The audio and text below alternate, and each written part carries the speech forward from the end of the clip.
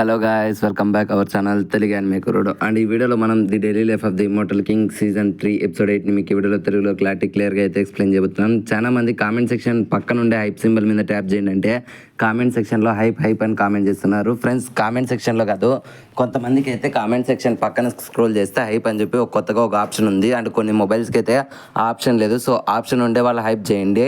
Comment సెక్షన్లో hype కొట్టినామని మీరేం type చేయాల్సిన పని లేదు. నాకు మీ మీద నమ్మకం ఉంది. మీరు మళ్ళీ కామెంట్ సెక్షన్లో హైప్ అని అడగకుండా మీకు ఏదైనా డౌట్స్ కానీ ఏదైనా యానిమే ఎక్స్ప్లెనేషన్స్ కానీ ఉంటే వాటిని కామెంట్ సెక్షన్లో అడగండి. నేను వాటిని క్లారిఫై చేస్తాను. అండ్ మీరు నాతో పర్సనల్గా ఇంటరాక్ట్ అవ్వాలనుకుంటే ఇన్స్టాగ్రామ్లో డిఎం చేయండి, నేనైతే రిప్లై ఇస్తాను. చాలామంది యూట్యూబ్ కామెంట్స్లో హాయ్ అని పెడుతున్నారు. నేను రిప్లై ఇచ్చి నుంచి వాళ్ళకు 2 days తర్వాత ఇంకొకసారి రిప్లై ఇస్తున్నారు. సో ఇట్లాంటి కన్ఫ్యూజన్స్ లేకోకుండా నేను ఇన్స్టాగ్రామ్లో డిఎం చేస్తుంటే ప్రతి ఒక్కరికి కూడా రిప్లై ఇస్తున్నాను. సో నాతో మాట్లాడాలనుకుంటే వాళ్ళు ఇన్స్టాలో డిఎం చేయండి, అక్కడ మాట్లాడేసుకుందాం. ఇంకా లేట్ అండ్ ల్యాగ్ లేకుండా వీడియో అనేది మొదలు పెట్టేసుకుందాం. ఇప్పటికే చాలా డిలే అయిపోయింది.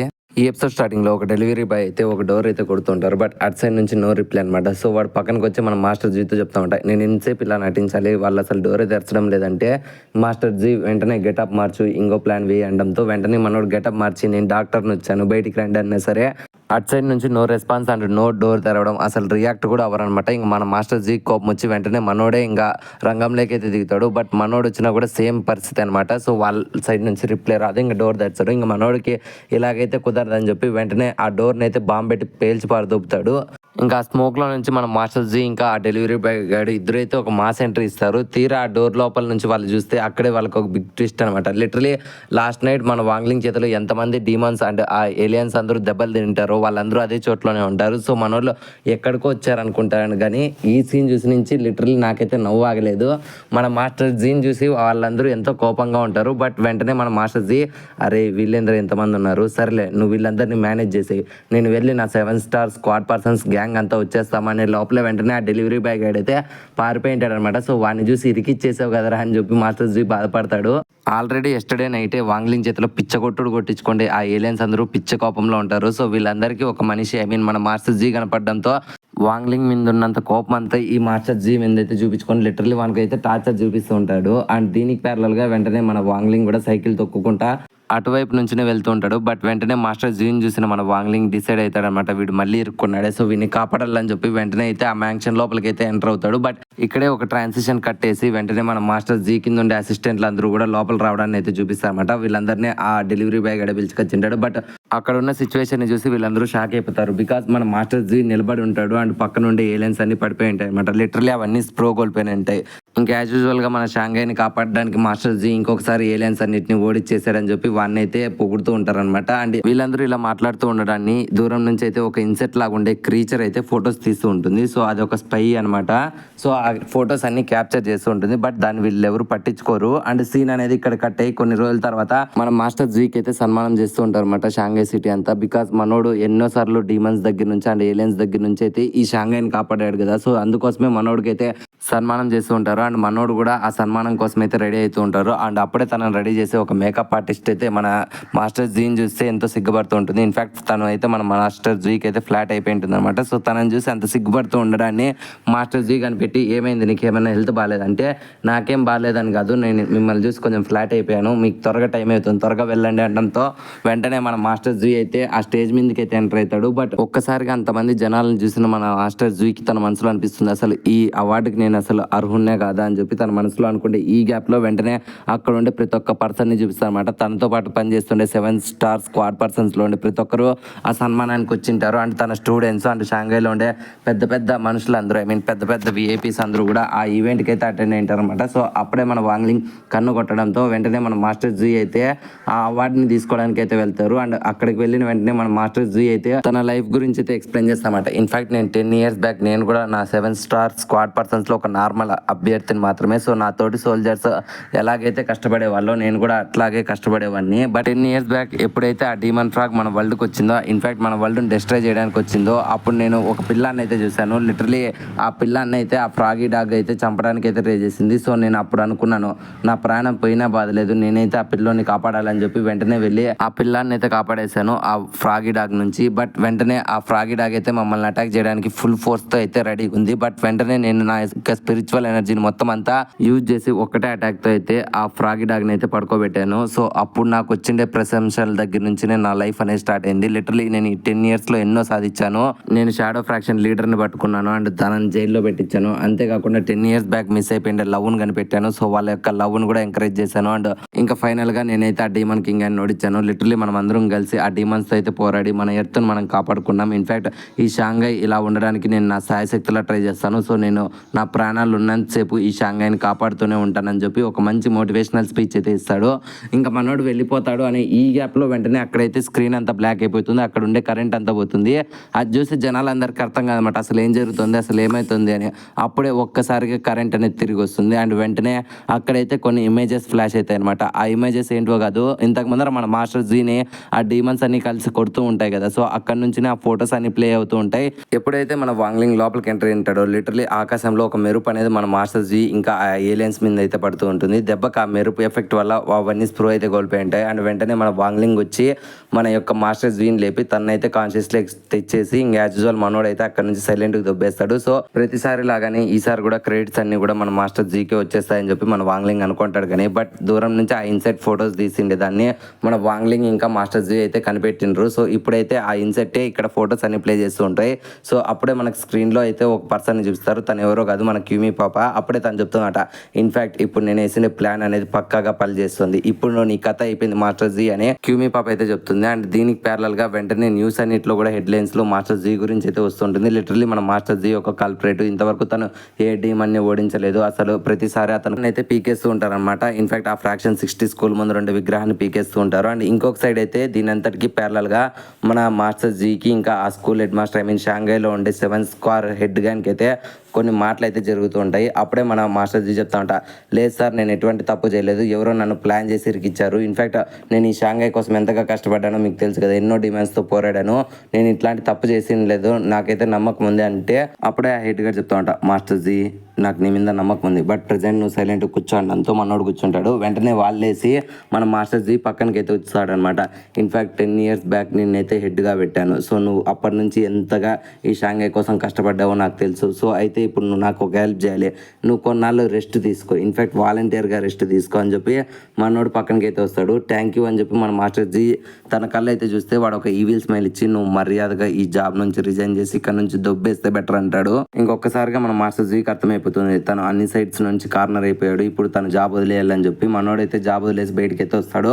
బయట అయితే తన కోసం తన టీమ్మేట్స్ అందరూ ఎంతో బాధపడుతూ ఉంటారు. మీరు వెళ్ళకండి సార్ అంటున్నా సరే వెంటనే మన మాస్టర్ జీ వాళ్ళందరికీ చెప్తారు అనమాట, ఇన్ఫాక్ట్ నేను కొన్నాళ్ళే బయటికి వెకేషన్కి వెళ్తున్నాను, ఆ తర్వాత నా మీద పడిన అలిగేషన్స్ అన్నింటినీ నేను క్లియర్ చేసుకొని మీకోసం అంటూ తిరిగి వస్తానులే అని చెప్పి మన మాస్టర్ జీ అయితే బయటికి వెళ్ళిపోతాడు. అండ్ వెంటనే మనోడు తన కార్లో ఈ సిటీ వదిలేసి వెళ్ళిపోదాం అనుకుంటాడు, కానీ తన దగ్గర కీస్ ఉండవు. బికాజ్ ఆ కార్ అనేది వాళ్ళే 7 స్టార్ స్క్వాడ్ పర్సన్కి సంబంధించినది కాబట్టి ఆ కార్ కీస్ అనేవి వాళ్ళు లాక్కుంటారు. సరేలే స్క్వాడ్ మీద నుంచి వెళ్ళిపోదాం అనుకుంటే తన స్క్వాడ్ కూడా లాక్కుంటారు అనమాట. సో ఇంకా మన మాస్టర్ జీకి అర్థమైపోతుంది, సరేలే నేను నా ఫ్రెండ్స్ దగ్గరికి వెళ్ళి వాళ్ళల్లో ఎవరో నన్ను లిఫ్ట్ ఇమ్మని అడుగుతాను అని చెప్పి మనోడైతే రిటర్న్ వచ్చి డోర్ తెరుస్తాడో లేదో తనతో పాటు పనిచేసిన ప్రతి ఒక్క పర్సన్ మన షాంఘైని వదిలి మాస్టర్ జీ వెళ్ళిపోయినందుకు అందరూ పార్టీ చేసుకుంటూ ఉంటారనమాట. అప్పుడే వాళ్ళందరూ మాస్టర్ జీ గురించి చెప్పుకుంటారు అనమాట. ఇన్ఫాక్ట్ నేను ప్రతిసారి లేజీగా ఉండేవాడిని, బట్ ఆ షాంఘైకి హెడ్గా ఆ మాస్టర్ జీ ఎప్పుడైతే వచ్చాడో ఆ చెత్తనా కొడుకు వల్ల నేను ప్రతిరోజు పని చేయాల్సి వస్తుంది.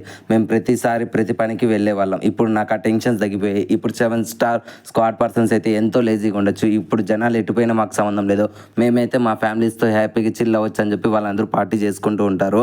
అండ్ ఇదంతా గమనించిన మన మాస్టర్ జీ ఇంకా బాధపడుకుంటానే అక్కడ నుంచి నడుచుకుంటూ వెళ్ళిపోవాలని డిసైడ్ అవుతాడు. మనోడు ఇంత దరిద్రంలో కూడా తనలో నుంచి హోప్ అనేది పోగొట్టుకోకుండా స్ట్రీట్స్ మధ్యలో నడుచుకుంటూ వెళ్ళే ఈ గ్యాప్ లో అక్కడైతే బలంగా వర్షం అయితే పడుతూ ఉంటుంది. సో మనోడు పరిగెత్తుకుంటూ అక్కడ నుంచి అయితే పారిపోతూ ఉంటాడు. అండ్ అప్పుడే తనకైతే దాహం వేసి ఒక హోటల్ దాకా వెళ్ళి ఒక కాఫీ అయితే ఆర్డర్ ఇస్తాడో లేదో వెంటనే న్యూస్ లో మన మాస్టర్ జీ గురించి అయితే చెప్పడాన్ని ఆ షాప్ ఓనర్ గారు అయితే గమనిస్తారనమాట. అండ్ ఆ న్యూస్ లో చెప్తారనమాట, వాడు ఒక కల్పరేట్, సో మాస్టర్ జీకి ఎవరు హెల్ప్ చేయకండి, తన ఎంత చెడ్డవాని నేను ఎక్కడా చూడలేదని చెప్పి టీవీలో వచ్చే న్యూస్ని చూసి ఆ షాప్ ఓనర్ గారు అయితే మొగం మీద తన డోర్స్ అయితే క్లోజ్ చేస్తారనమాట, షాప్ డోర్స్.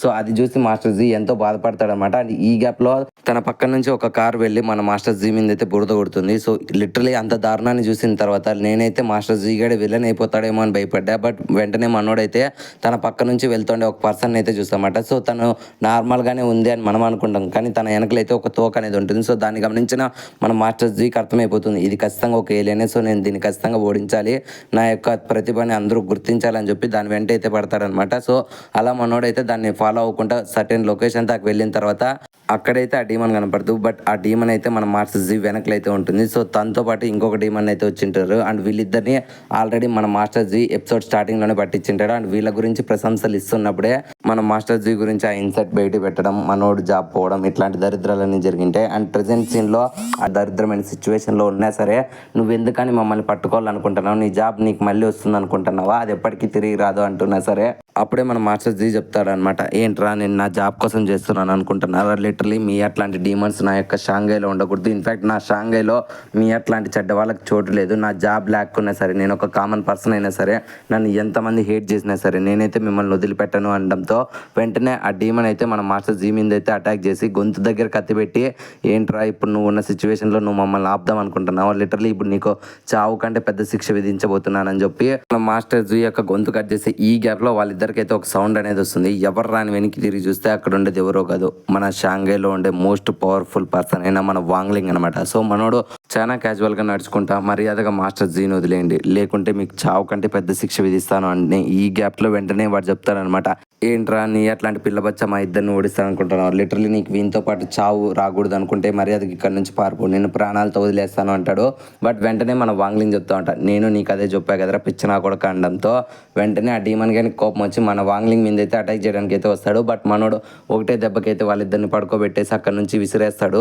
అండ్ నెక్స్ట్ సెకండ్లోనే వర్షం కూడా ఆగిపోతుంది. వెంటనే మన మాస్టర్ జీ దగ్గరికి వాంగ్లింగ్ వచ్చి తన యొక్క మెమరీస్ని ఎరేజ్ చేద్దాం అనుకుంటాడు. బట్ వెంటనే మాస్టర్ జీ చెప్తా ఉంటా, వద్దు మాస్టర్, ఇప్పటి వరకు మీరు ఎన్నోసార్లు నా మెమరీస్ని ఎరేజ్ చేశారు, బట్ నేను మిమ్మల్ని చూసిన ప్రతి ఒక్కసారి మీరు ఎరేజ్ చేసిండే ఆ మెమరీస్ అనేటివి మళ్ళీ నాకు తిరిగి వచ్చాయి. ఇన్ఫాక్ట్ నేను ప్రతిసారి మీతో ఈ విషయం గురించి మాట్లాడదాం అనుకున్నా, బట్ ప్రతిసారి మీ దగ్గరికి వచ్చే టైంలో నాకైతే ఒక ఆలోచన వస్తుంది, పొరపాటున నేను మీకు ఈ విషయం గురించి అడిగితే మీరు మళ్ళీ నా మెమరీస్ని ఎరేజ్ చేస్తారేమో అని భయపడి నేను ప్రతిసారి మిమ్మల్ని అడక్కోకుండా అయితేనే ఉన్నాను. బట్ మీరు ఎందుకని ప్రతిసారి నన్నే సెంటర్ ఆఫ్ అట్రాక్షన్ చేస్తున్నారు, ఇన్ఫాక్ట్ ఇన్నిసార్లు నన్ను ఎందుకని మీరు పాపులర్ చేశారు, దయచేసి నాకు చెప్పండి మాస్టర్.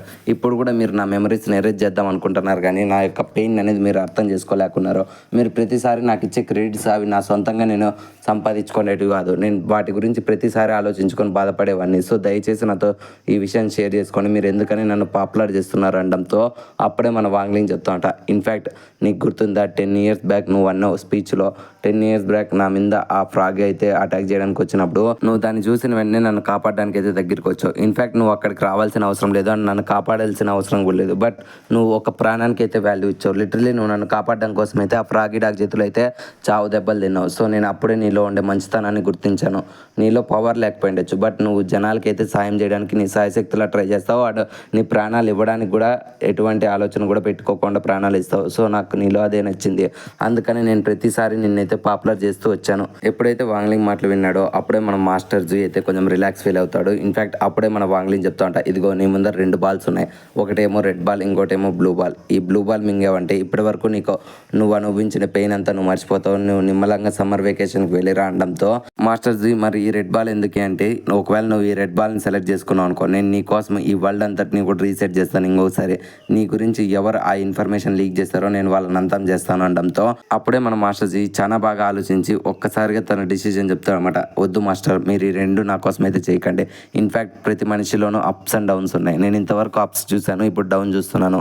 సో దయచేసి నన్ను వదిలేసేయండి, నేను ఈ సిటీ నుంచి వెళ్ళిపోయి బాగా ట్రైన్ అయ్యి మళ్ళీ వచ్చి నేను షాంఘైని అయితే కాపాడడానికి నా సాయశక్తిలా ట్రై చేస్తాను. ఈసారి మీరు నా కోసం ఎట్లాంటి హెల్ప్ చేయకోకుండా నా ఎంతకు నేను సొంతంగా అయితే ట్రైన్ అయ్యి వస్తాను. దయచేసి నా గురించి మీరు ఏం బాధపడకండి, దయచేసి నా కోసం ఈ అవకాశాన్ని ఇచ్చినందుకు thank you so much, but మీరు నన్ను ఎయిర్పోర్ట్లో డ్రాప్ చేస్తే నాకు అదే చాలా అనడంతో వెంటనే మన వాంగ్లింగ్ అయితే మాస్టర్ జీని అయితే ఎయిర్పోర్ట్ దగ్గర డ్రాప్ చేస్తాడు. అండ్ వెంటనే మన మాస్టర్ జీ ఎక్కవలసిన ఫ్లైట్ రావడంతో వెంటనే మాస్టర్ జీ అక్కడ నుంచి వెళ్ళిపోతాడు. సో ఈ అంతటి కన్వర్జేషన్ ని కూడా దూరం నుంచి ఆ ఇన్సెట్ ఇంకొకసారి ఫోటోస్ అండ్ వీడియోస్ అయితే తీస్తూ ఉంటుంది. అండ్ లైవ్ లో ఇదంతటిని చూస్తుంటే మన క్యూమీ పాప క్రిమినల్ గా ఈవిల్ గా నవ్వుకుంటూ, అమ్మయ్య ఇప్పుడు నా ప్లాన్ 100% సక్సెస్ అయింది అండ్ ఇప్పుడు ఈ షాంఘై నా దగ్గర నుంచి ఎవడు కాపాడలేడు. మాస్టర్ జీ గురించి నేను వేసిన ప్లాన్ ఇంత బాగా ఫలిస్తుంది అనుకోలేదు, ఇంకా రండ్రా ఫ్యూచర్ ఎపిసోడ్స్ లో నా యొక్క విధ్వంసాన్ని మీరు చూడబోతున్నారు అని చెప్పి ఈవిల్ గా నవ్వుతూ ఉంటుంది.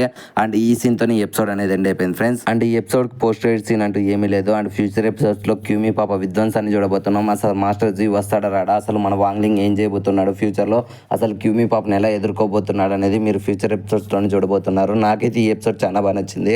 ఐ హోప్ మీకు ఈ వీడియో నచ్చిందని అనుకుంటున్నాను. ఇన్ఫ్యాక్ట్ నేను ముందు అడిగినట్లే మీరు ఈ వీడియోని లైక్ కామెంట్ చేయకుండా బాధలేదు. దయచేసి హైప్ సింబల్ మీద ట్యాప్ చేసి మన వీడియోకి హైప్ పెంచడం మాత్రం మర్చిపోకండి. నేను చేతులారా మిమ్మల్ని చేతులు ముక్కి అడుగుతున్నాను. దయచేసి హైప్ మీద ట్యాప్ చేసి మన వీడియోకి అనేది కొంచెం రీచ్ ఇవ్వడానికి అయితే ట్రై చేయండి. చాలా మంది class room of the elite season 3 start చేయమంటున్నారు. డెఫినెట్లీ స్టార్ట్ చేస్తాను. ఇంకో 2 days లోపల అయితే ఆ ఫస్ట్ ఎపిసోడ్ ఎక్స్ప్లెనేషన్ అనేది వస్తుంది. ఈ గ్యాప్ లో మన ఛానల్లో చాలా ప్లేలిస్ట్లు అనేది మీకోసమే అప్లోడ్ చేశాను. సో మీరు ఏదైనా ప్లేలిస్ట్ లో ఉండే యానిమే ఎక్స్ప్లెనేషన్స్ చూడకుంటే ఇప్పుడే వెళ్ళి చూసేయండి అండ్ మన ఛానల్ని సపోర్ట్ చేసేయండి. మళ్ళీ ఇంకొక యానిమే ఎక్స్ప్లెనేషన్తో కలుద్దాం. అప్పటి వరకు జాగ్రత్త. Love you, me Telugu anime కుర్రోడు.